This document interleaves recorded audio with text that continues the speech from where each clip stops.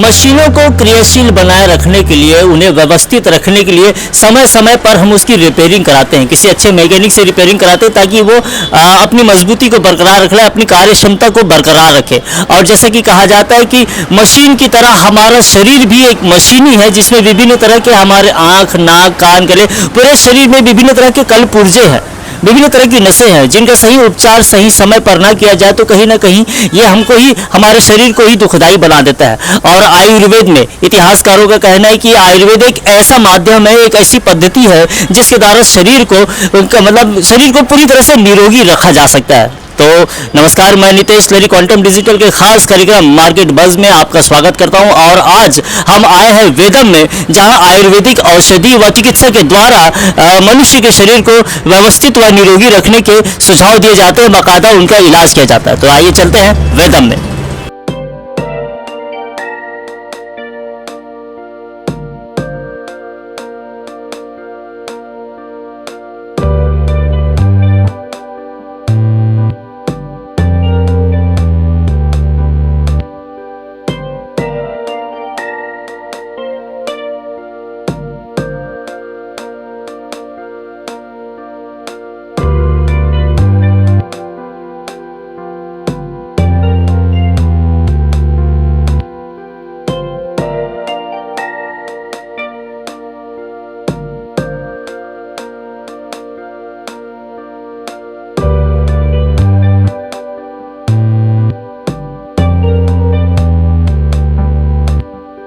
वेदम आयुर्वेदिक चिकित्सालय में उपलब्ध सेवाओं व यहाँ मरीजों को मिलने वाली विशेष सुविधाओं को विस्तार से बताने के लिए हमारे पास उपस्थित हैं डॉक्टर मधु रानी वर्मा जी। तो आइए उनसे मुखातिब होते हैं और जानने की कोशिश करते हैं, उनसे पूछते हैं कि यहाँ विशेष सुविधा क्या क्या उपलब्ध है। डॉक्टर साहब, आपका हमारे इस कार्यक्रम मार्केट बज़ में स्वागत है। तो आप मुझे ये बताइए कि हमारे यहाँ जो वेदम चिकित्सालय है, आपका जो चिकित्सालय है, वहाँ विशेष तौर पर किस तरह की चिकित्सा प्रदान की जाती है मरीजों को? यहाँ मैं एक आयुर्वेदिक कंसल्टेंट हूँ, आयुर्वेदिक वैद्य हूँ। तो जितनी भी बीमारियाँ हैं, पुरानी बीमारियाँ हैं, जैसे गठियावात, आमवात, नसों की समस्या, पेट संबंधित समस्या, महिलाओं की समस्या, मासिक संबंधित, इन सभी तरह की बीमारियों का इलाज आयुर्वेदिक पद्धति से करते हैं। आयुर्वेदिक में चिकित्सा के लिए औषधि और शल्य दो तंत्र होते हैं। तो यहाँ पे औषधि प्रधान, मैं मेडिसिन एमडी हूँ आयुर्वेद से, तो दवाइयों के द्वारा ही हम चिकित्सा करते हैं। प्लस आयुर्वेद में चिकित्सा के लिए दवाइयाँ और पंचकर्मा, तो पंचकर्मा एक आयुर्वेद की चिकित्सा विधि है जिसके द्वारा हम बीमारियों का इलाज करते हैं। मैम, जैसे कि अभी आप बता रहे थे कि महिलाओं का विशेष तौर पे आयुर्वेद का आप इलाज करते हैं, तो क्या सिर्फ महिलाओं का ही आपके यहाँ इलाज होता है या पुरुष का भी इलाज होता है? नहीं, बच्चे, महिला, पुरुष, वृद्ध सभी की संबंधित व्याधियों का इलाज किया जाता है। विशेष तौर पे पुरुषों में या बच्चों में किस तरह की बीमारियां आमतौर पे आज के जो जीवन शैली है उसमें देखने को मिल रही है, और क्या क्या विशेष समस्या उत्पन्न होती है आज की जीवन शैली में, और किस तरह से उपचार हम करते हैं?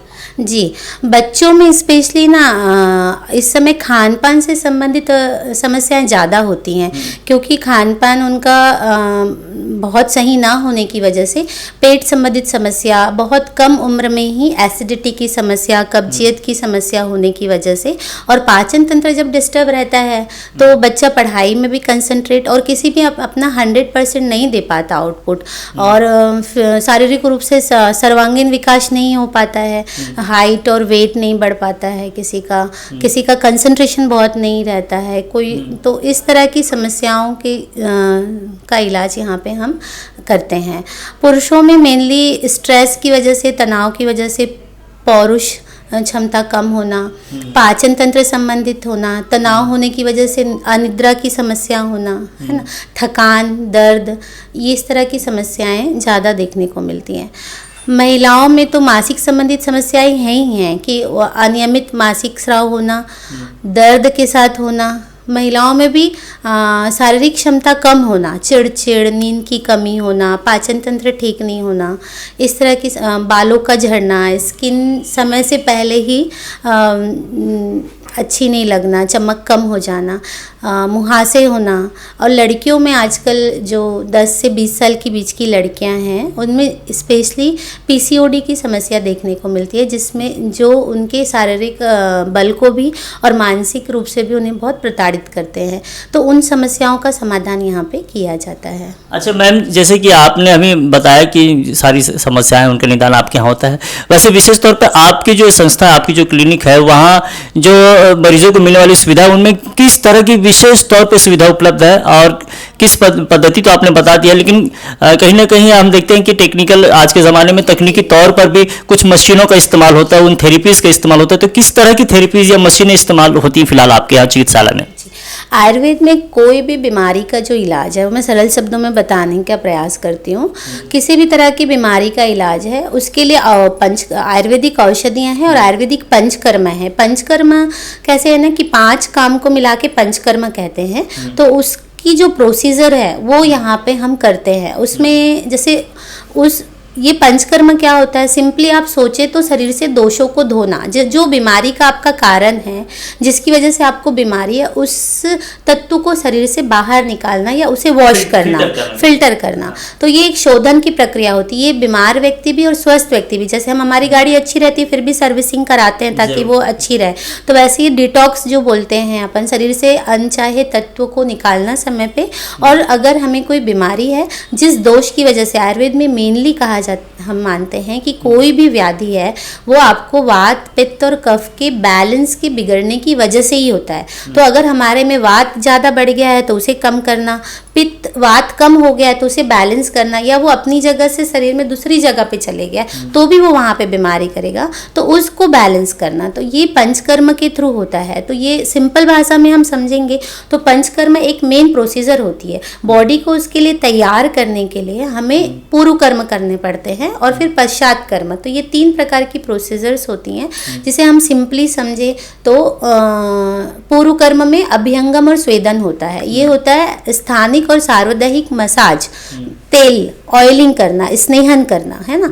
तो हमारे यहाँ सर्वांगीण और स्थानिक, जैसे घुटना दर्द है तो हम सिर्फ घुटने की मालिश करेंगे। आयुर्वेदिक हर्ब जो होती है उनकी पोटली बनाते हैं, और कभी अगर ग्रीन हमें हर्ब नहीं मिलता है तो हम सूखी औषधियों से पोटली बनाते हैं। तो उनसे सिकाई करना, वहाँ पे लेपन करना, वहाँ पे भाप से सिकाई देना, ये सारी प्रोसीजर होती है। इंटरनल में वमन, विरेचन और वस्ती मेन प्रोसीजर होती है।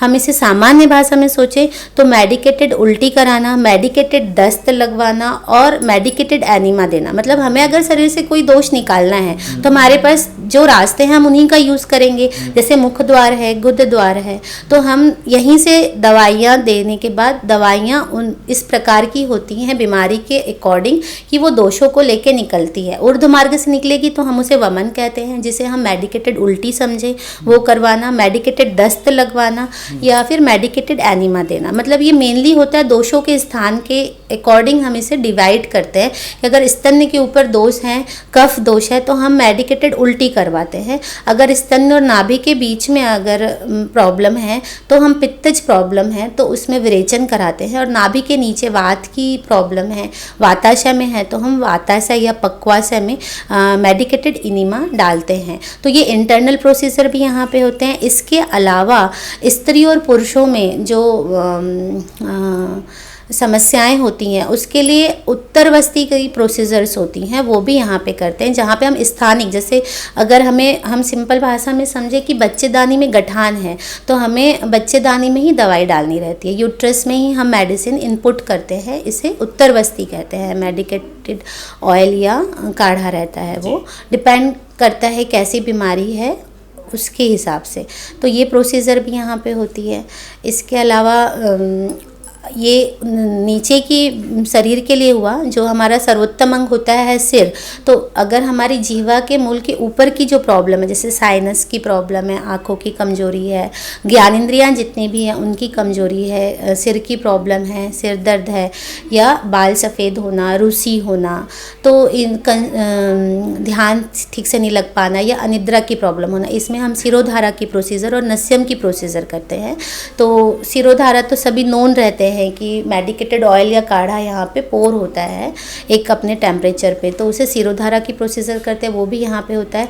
नस्यम होता है, मेडिसिन जो होती है हम नोज़ के थ्रू डालते हैं। हमारे में आयुर्वेद में बोला गया है कि यहाँ का रास्ता ये है, सिर का रास्ता नासिका है, तो हमें जब यहाँ से दवाई अंदर डालनी रहती है तो उसे नस्यम कहते हैं। उसके भी पूर्व कर्म होते हैं, अभिहंगम स्वेदन होते हैं, फिर नस्यम होता है, तो वो सारी चीज़ें यहाँ पे होती। कान की समस्या है तो कर्ण पूरण करना, आँखों की समस्या है जैसे कि कोई सिर में ट्यूमर हो जाता है जिसकी वजह से आँखों की नस सूख जाती है तो आँखों की रोशनी नहीं आती है, उस केस में, या एक्सीडेंट होने की वजह से नस डैमेज हो गई तो आपकी आँखों की रोशनी चली गई, या इन जनरल आपकी जैसे आपको चश्मे लगे और आप आँखों को बल देना चाहते हैं, या स्क्रीन वर्क बहुत ज़्यादा है तो आँखें इरिटेशन हो रही हैं, तो उसमें हम तर्पण की प्रोसीजर करते हैं जिसमें हम सांचे में मेडिकेटेड ऑयल भर के रखते हैं 45 मिनट के लिए। तो ये जो ऊर्ध्वांग के भी जो सारे कर्म होते हैं ये भी यहाँ पे किए जाते हैं।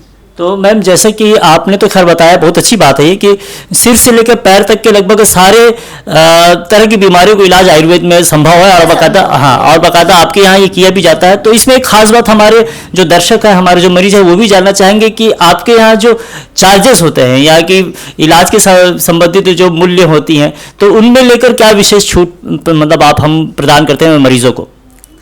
यहाँ हमारी कोशिश तो ये रहती है ना कि जितना हमें हमारे बैलेंस से औषधि का कॉस्टिंग निकल जाए। एक्चुअली स्वास्थ्य के लिए स्वास्थ्य ही ना सबसे बड़ा धन है। जी, तो जब पेशेंट आके पूछते हैं कि मैम कितना खर्च आएगा तो कभी कभी बताना बहुत मुश्किल रहता है क्योंकि हर का इलाज, हर की प्रकृति और हर की, आपको अगर पेट की संबंधी समस्या और किसी दूसरे को दूसरी समस्या, पेट की संबंधित वही समस्या है, पर जरूरी नहीं है कि मैं वही दवाई उनको दूं और आपको दूं। प्रकृति के हिसाब से आपके जीवन शैली, आपके काम और आपका जो भोजन करने का तरीका है उसके हिसाब से आपकी दवाई अलग होगी, उसकी दवाई अलग होगी। तो एक ऐसा एकदम कह पाना कि जैसे गोल्ड का रेट है कि इतने का इतना हो, ऐसे दवाई का बता पाना मुश्किल होता है, पर बहुत मिनिमम चार्ज पे करते ताकि लोग आयुर्वेद को अपनाएं। एक्चुअली आयुर्वेद अपनाने में बहुत लोगों को कठिन लगता है आज के जीवन में। जैसे हम दवाई देते, चूर्ण है, काढ़ा है, सिरप है, कड़वी दवाइयाँ रहती हैं, या उससे चूर्ण को शहद में मिला के आपको चाटन करना है, तो लोगों को लगता है नहीं रहने दो ना, आप एक टैबलेट दो ना, मेरे पास टाइम नहीं है, मैं ऑफिस में कैसे पीऊंगा, ये खाऊंगा, गुनगुने पानी से लेना है, या किसी को चावल के पानी के साथ लेना है, किसी दवाई को पर्टिकुलर उसी जैसे करेले के रस के साथ ही लेना है, तो वो कहाँ कर पाएंगे। तो रेट ऐसा पर्टिकुलर बता पाना मुश्किल होता है, पर एक एवरेज अगर आप एक पूछेंगे नॉर्मल तो 1000 पर डे कॉस्टिंग आती है पंचकर्म की। जी जी। अच्छा मैम, इसके अलावा हमें एक विशेष बात और बताइए कि जैसे कि आपने बताया कि वेदम एक आयुर्वेदिक चिकित्सालय है, तो ये आयुर्वेदिक चिकित्सालय के साथ साथ क्या औषधालय भी है, क्या औषधियाँ भी उपलब्ध है? जी जी जी, हमें अपने हर आयुर्वेदिक वैद्य या वैद्या को ना अपनी दवाइयाँ रखनी पड़ती हैं क्योंकि हम बहुत चुन चुन के दवाइयाँ रखते हैं। कुछ दवाइयाँ केरल से आती, कुछ दवाइयाँ महाराष्ट्र से आती है, कुछ दिल्ली से, कुछ मुंबई से, हर यहाँ अवेलेबल नहीं रहती है। अगर मैं पेशेंट को लिख भी दूँ और वो एक मेडिकल में जाएंगे, दूसरे मेडिकल में जाएंगे, वो नहीं मिलेगा तो वो परेशान हो जाएंगे। तो ये मैं जो दवाइयाँ लिखती हूँ वो मैं कोशिश करती हूँ कि मैं अपने पास सारी दवाइयाँ रखूँ। तो ये चिकित्सालय के साथ साथ औषधालय भी है। जी, तो जैसा कि आपने देखा कि मधु मैम ने हमें लगभग पंचकर्म से लेकर विभिन्न प्रकार के कई तरह के इलाज के सारी पद्धतियां समझाई हैं, बताई हैं, और मुझे कहीं ना कहीं बिल्कुल लगता है, आपको भी लगता होगा कि ये बहुत ही उपयोगी है। और निसंदेह अगर हमारे शरीर में किसी तरह की कोई बाधा उत्पन्न हो रही है, किसी तरह की कोई परेशानी उत्पन्न हो रही है, तो हमें बिल्कुल आयुर्वेद का सहारा लेना चाहिए क्योंकि आयुर्वेद भले ही समय लेता है, ये लगभग सभी लोग अपने मन में भी एक कह सकते हैं कि एक वहम भी है और कुछ लोग मानते भी हैं, लेकिन कहीं ना कहीं देखा जाए तो ये एक मजबूत जरिया है, बहुत मजबूत इलाज है आयुर्वेद, जिससे हम पूरी तरह से अपने शरीर को बहुत अच्छी तरह से व्यवस्थित रख सकते हैं। और मधुर जी ने हमें बहुत ही अच्छी जानकारी दी। मैं डॉक्टर मधु वर्मा जी का विशेष आभार व्यक्त करता हूँ, उनका धन्यवाद व्यक्त करता हूँ। और इसी तरह की और भी कई प्रतिष्ठानें और भी कई संस्थानें, चिकित्सालय है, बहुत सारी जगह हैं जहाँ हम जाएंगे और आपको रूबरू कराएंगे, आपको परिचय कराएंगे। तब तक के लिए नमस्कार। ये हमारा स्वेदन कक्ष है। हम आयुर्वेदिक औषधियों का काढ़ा या प्योर आयुर्वेदिक हर्ब्स जो होती है, हरी पत्तियाँ, उनका काढ़ा बना के हम इसमें रखते हैं और इसका जो भाप या स्टीम है जो पाइप के थ्रू इस कक्ष में आके होता है। तो ये सार्वदैहिक स्वेदन के लिए, सर्वांग स्वेदन मतलब पूरे शरीर को, उर्दू अंग में तो स्वेदन मना है आयुर्वेद में, गले से नीचे पैर तक का अगर हमें सिकाई देना रहता है तो हम इसमें करते हैं। ये स्वेदन पेटी है। यहाँ पे जैसे सर्वांग अभ्यंग होता है, ऑयलिंग या जैसे सिंपल भाषा में कहें मालिश। जैसे पैर का दर्द है तो सिर्फ पैर का, घुटने का दर्द है तो घुटने का, पैर का, पीठ का दर्द है तो सिर्फ पीठ का, सर्वांग। और ये पत्ती की पोटली है जिसे हम पोटली सिकाई करते हैं। मैं क्वांटम डिजिटल वालों का बहुत आभार व्यक्त करती हूँ कि उनका जो ये ऑनलाइन डिजिटल प्रमोशन का जो वो ये वे अपनाए हैं ये बहुत ही अच्छा है और इसके थ्रू लोगों को डिटेल से डिटेल जानकारी मिलेंगी और व्यापक तरीके से इसका प्रचार प्रसार हो पाएगा। तो मैं इस चीज़ के लिए बहुत बहुत धन्यवाद देना चाहती हूँ, साधुवाद। और ये बहुत अच्छा तरीका है प्रचार प्रसार का।